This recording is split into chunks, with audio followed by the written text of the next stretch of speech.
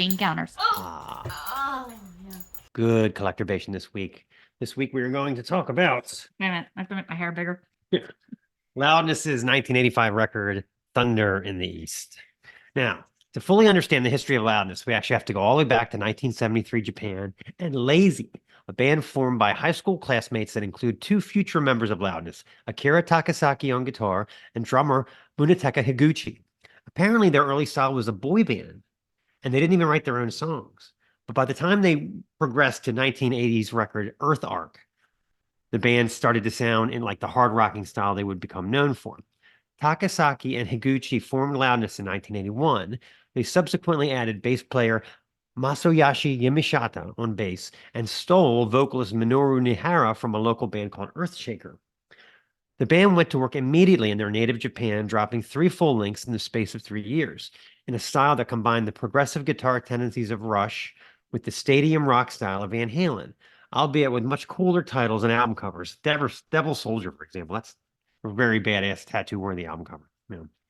By the time their 4th album, Disillusion, came around, their style had begun to crystallize with uber-tight galloping riffs and tons of guitar stunt work from Akira.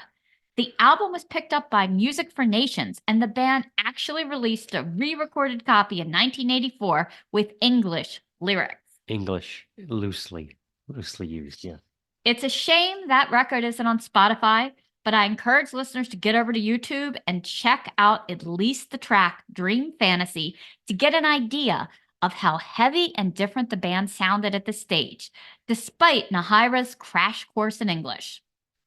Somehow, through Dee Snider's management hearing about the band, they were signed to the Atco label and went right into the studio with British Svengali producer Max Norman, best known at that point for producing Blizzard of Oz and Diary of a Madman, to put together their American debut, Thunder in the East. Norman and Takasaki dial up massive guitar sound, brick wall riffs, and oodles of layered guitar.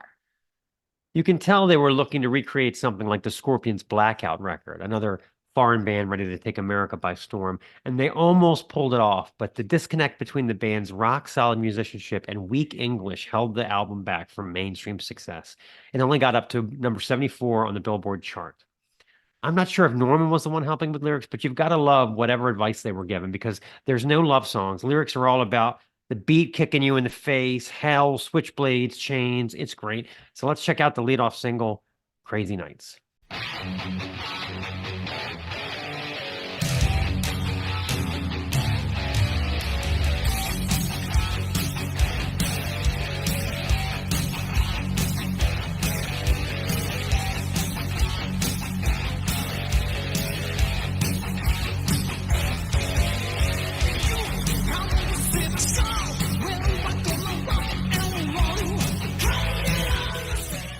Okay, continuing on with our discussion of Loudness, you have got to understand, in 1985, Japan may as well have been the moon, okay?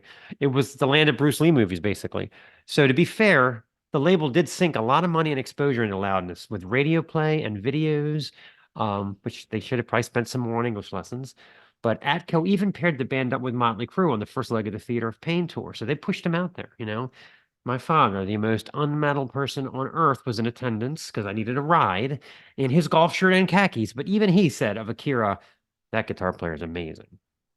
Then the crew came stumbling out, playing like Smoking in the Boys Room or something. And I remember thinking, okay, so Motley Crue kind of sucks. I got it now. So.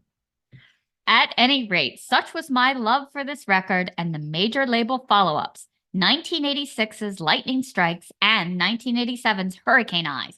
It opened up a whole new world for me.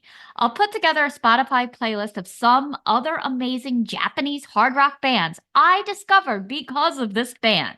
Anthem, Bow Wow, Dead End, Stone Edge, Saber Tiger, Mazaran. A lot of it isn't on Spotify, but I can put something together. They all have great song titles like Warning, Action, Silver Stars. The album's called Rape Noise. Yeah, so...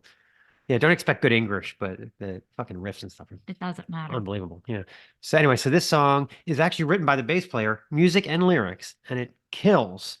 The intro still gives me goosebumps. That searing lead guitar. Check this out. This is Heavy Chains.